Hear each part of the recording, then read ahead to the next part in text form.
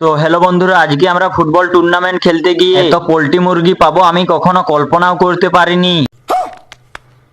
তো হ্যালো বন্ধুরা, প্রতিদিনের মতো আমি আজকে আবারও একটি নতুন মিনি ব্লগ নিয়ে এলাম। আর আজকে আমরা যাব ফুটবল টুর্নামেন্ট খেলতে। তার জন্য আমরা কাঁধে ব্যাগ নিয়ে বেরিয়ে পড়লাম। আর আমরা 7 সমুদ্র 13 নদী পেরিয়ে মাঠে পৌঁছে যাই। তারপর আমরা মাঠে গিয়ে দেখি পুরো মাঠ ফাঁকা। আর আমাদের খেলাটি হচ্ছে 2 নম্বরে। তার জন্য সবাই রেডি হয়ে প্র্যাকটিস করছিল।